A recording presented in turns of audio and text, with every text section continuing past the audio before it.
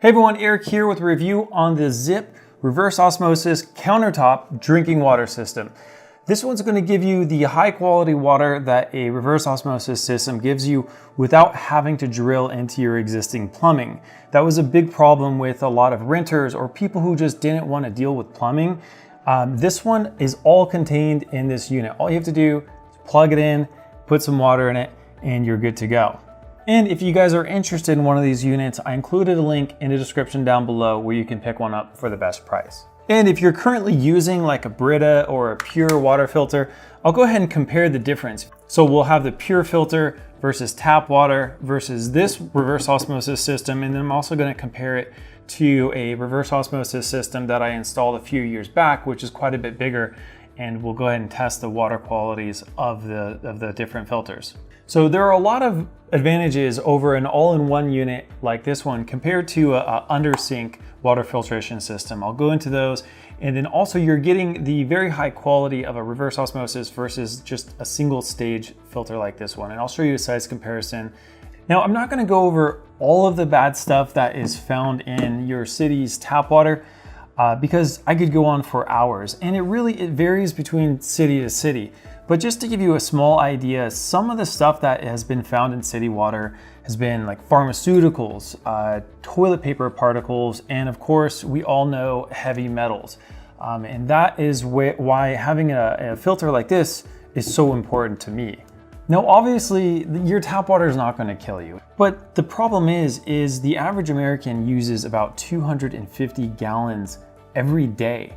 So it's really not possible for your city's water treatment plant to produce water that's acceptable for most people like myself to be putting in my body. Now, I don't care, I can shower with my city's water, no problem, but if I'm gonna be drinking, I wanna put another layer of protection against the city tap water and myself. And if you wanna check out an interesting list of 37 tap water facts, I included a link in the description down below. Now I'll be testing the TDS, which is the total dissolved solids. That's just gonna tell you how much stuff is in the water. The chlorine, and then pH, which is just gonna tell you if your water is more alkaline or more acidic. And if you notice up here, this is gonna be your storage tank. This holds half a gallon of water, which is the daily recommended amount of water for an adult. And to give you guys an idea of the noise, it's really not that noisy. I am sitting right next to it and my mic's right here, so I'll go ahead and turn it on and let you guys listen to how noisy it is. So when you first turn it on, all the bubbles are going to be going through the system. It's going to make a little bit more noise than usual, and you want to run 2 full cycles through this thing just so all the dust from the carbon filters gets pushed out. But once it gets going, it's actually pretty quiet. It's not that bad. And your bottom tank right here, this is where you're going to put your tap water. And then also when the system is completely done, you'll have a half a gallon up here and a half a gallon of dirty water left over. That is the rejected water from the reverse osmosis membrane. And you can either dump that out or you can reuse it however you like. If you have plants around the house, you can use that water to water your plants. And the RO membrane is designed to pass or reject the dirty water back into the bottom of the tank. Things floating in the water that can't fit through the tiny little holes in the RO membrane will be flushed away into what a lot of people call the reject water. The whole process takes less than 20 minutes. And what's nice about the Zip filter is it's one of the most efficient RO systems because its rejected water is passed into the bottom 1 gallon tank. That means that every gallon of water you put in it, you get a half a gallon of clean water. In comparison, most RO systems actually waste around 4 gallons of water to filter 1 gallon of clean water. The pump will remain on while the water is being filtered and until it completely fills the top tank. The tank is designed to hold the heavier, dirty water at the bottom and only pull the water from the middle of the tank. You'll notice inside that the rejected water is channeled down to the very bottom of the tank, and it's actually separated by a piece of plastic. The bottom tank of water, just really make sure that you completely get rid of it and fill it up with fresh tap water every time. Because that bottom water, I tested it with a TDS meter and it's over 1,000 parts per million. So the water that's left over, that RO membrane does a really good job at spitting back all the stuff that you don't want in your water. And it's better for the environment. You know, you can reuse the water. You can just fill these up. If you like cold water, just get like a PBA free, like a high quality drinking water jug like this. You know, there's tons of these metal containers, or even better, if you want to get glass, because a lot of those plastic bottles you buy from the store, they have an expiration date, and the expiration is not for the water, it's actually for the plastic that it's stored in, because a lot of times they use the cheaper plastic that leaches chemicals into the water. Now, a lot of people are concerned about reverse osmosis systems stripping the water completely bare. They take out the bad stuff and they take out the good stuff. There are some minerals that your body needs that this does remove.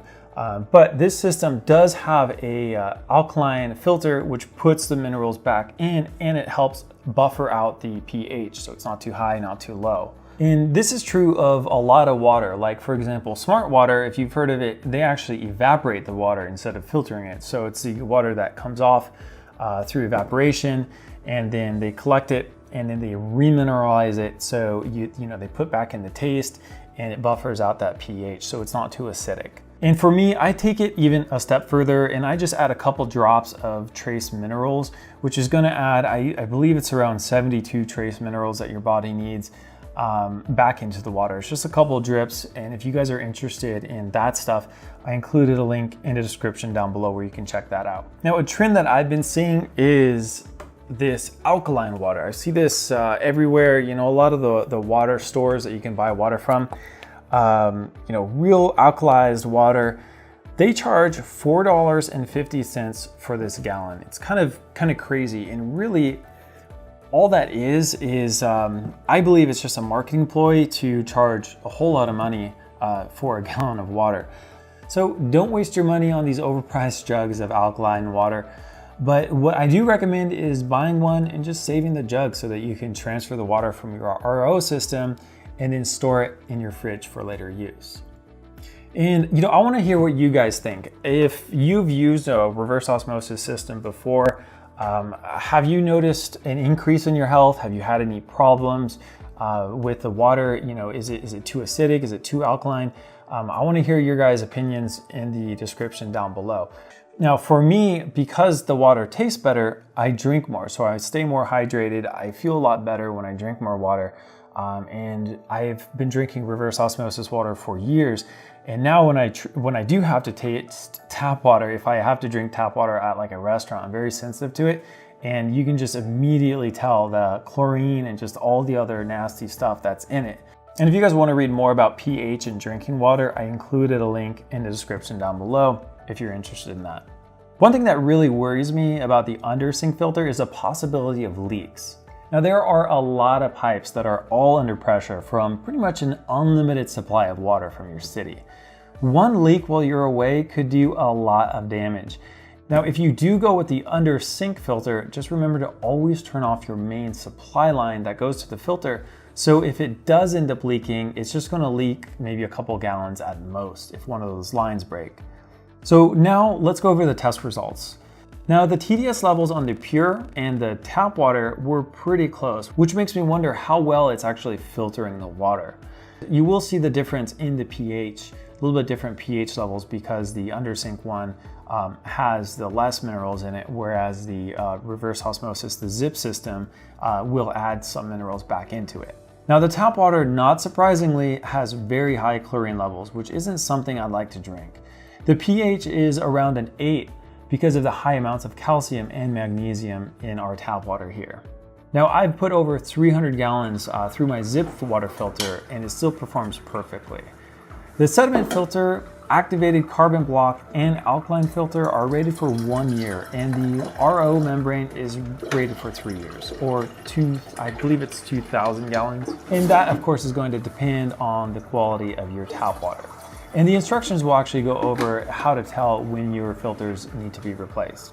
So overall, I highly recommend it. I was really impressed with just, you know, how I don't have to do any kind of installation. The whole setup process was very easy, and I don't have to drill into my existing plumbing. I don't have to put a supply line that could cause a potential leak. And you know, I get all the benefits of a full-blown reverse osmosis system. So if you guys do have any questions, please leave them in the comments down below. If you do like this one, I included a link in the description down below where you can pick one up for the best price. Thank you so much for watching. Okay, and to give you guys a size comparison, this is the filter from the Purr water filter, and this just goes inside of that, and then this goes onto your sink. And even the Brita filters are really not much bigger than this one, but just compare the size, and this is just one of the filters. So you can really tell the difference in filtering power. This one I believe is rated for 300 gallons, and then these are rated for I believe 1 year. I'm not sure on the exact gallons, but I'll show you how easy these are to replace. So your two front filters are basically, you're just going to twist them, I believe about a half a turn, and they're just going to come off like that. And then all you do to put them back on, same thing, just one twist. So these are really easy to get off. Let's see, this one is rated for 2,000 gallons, 1 gallon per minute. And then we'll go ahead and take a look at these other two.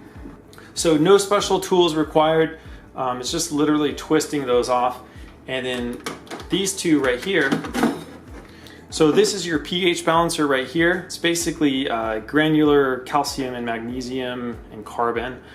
This is what's going to balance out and add some minerals back into your water. So for this one, it's just these clips. Let me see if I can get that on camera. These clips just pull off like that, pull the tubing out, and then put in your new filter. It's as easy as that. And then back here, this is your RO membrane.